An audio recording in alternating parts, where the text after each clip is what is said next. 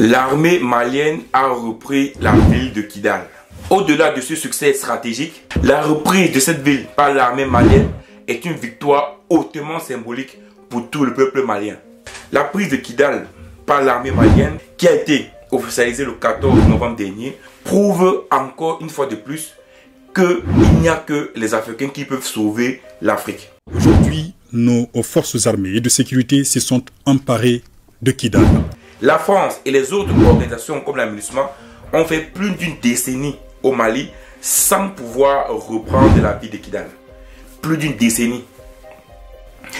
Vraiment, je pense que avec ça, on peut rapidement comprendre les choses.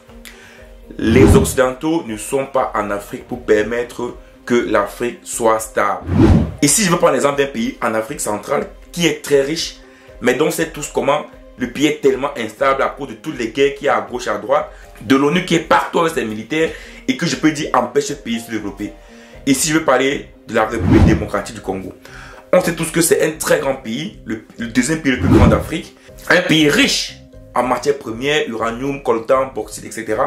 Mais c'est un pays qui n'a jamais pu avoir de la stabilité politique. Pourquoi cela? Parce que, comme c'est un pays qui est super riche, automatiquement, il faut que les Occidentaux créent des problèmes à gauche et à droite, Sud, Nord, Kivu, Gouma, Bukavu, pour que ce pays ne soit jamais stable. Le Mali aujourd'hui nous prouve que c'est possible pour une armée africaine, bien sûr accompagnée de Wagner, de reprendre une ville en Afrique. Ce qu'on doit retenir en fait de la présence de 10 ans ou d'une dizaine d'années de la France au Mali et même de l'ONU, c'est qu'ils ont fait 10 ans au Mali. Est-ce qu'ils ont formé les militaires maliens? J'ai fait une vidéo sur le Maroc en expliquant que la force du Maroc en Afrique est que lorsqu'un pays entre pour investir au Maroc, les Marocains l'obligent à former les Marocains pour qu'ils puissent avoir de la compétence là. Comme cela, dès qu'ils prennent ces compétences là, le pays qu'ils ont appelé par exemple pour construire une route ou bien une infrastructure ne sera plus rappelé une prochaine fois parce que les Marocains comprennent que lorsqu'un pays vient chez eux pour entreprendre ou bien pour construire une infrastructure, c'est important de pouvoir prendre la technologie. Les Français, les Occidentaux ont fait plus d'une dizaine d'années au Mali, mais les Maliens n'ont gagné rien avec eux.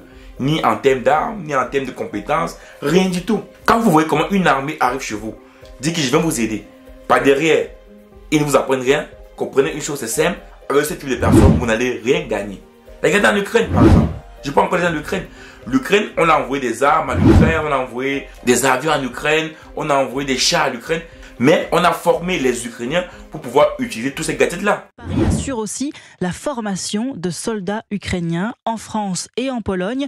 C'est un chiffre que vous révèle Europe 1 ce matin. 2000 Ukrainiens ont déjà été formés par l'armée française, William Molyneux. On les a formés.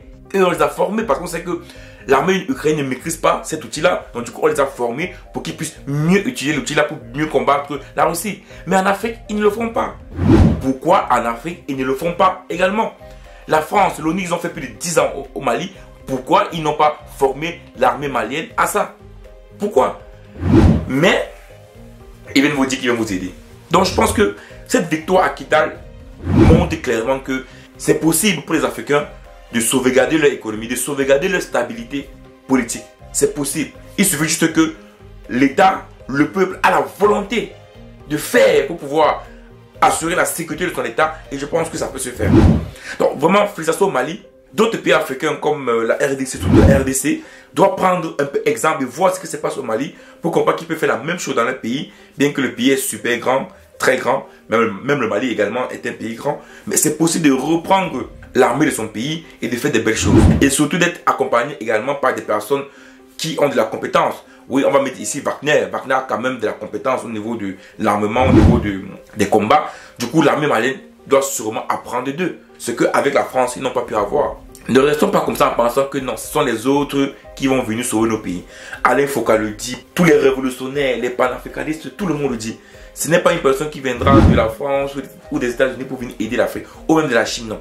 Même la Russie. C'est vrai qu'on ne parle pas de Wagner pour l'instant, mais même la Russie, il a ses intérêts au Mali. C'est vraiment une victoire pour le Mali aujourd'hui. Aujourd'hui en Afrique, on a tous compris que la France n'est pas là pour aider l'Afrique. Je pense que tous les Africains aujourd'hui sont au courant de ça. Tout le monde connaît ça déjà. Mais sauf les Maliens, reprenez votre pays, reprenez votre État. Essayez vraiment de vous donner 1 an, 2 ans, 3 ans pour reprendre les zones qui ont été prises par les djihadistes. Vraiment, faites l'effort à ce qu'il y a de la stabilité politique dans votre pays. Parce que c'est la stabilité politique vraiment qu'il n'y a pas de guerre et tout ça, qui permet à ce que le pays puisse attirer davantage les investisseurs étrangers et que le pays puisse se développer. Voilà ce que je voulais partager avec vous dans cette vidéo. Ciao.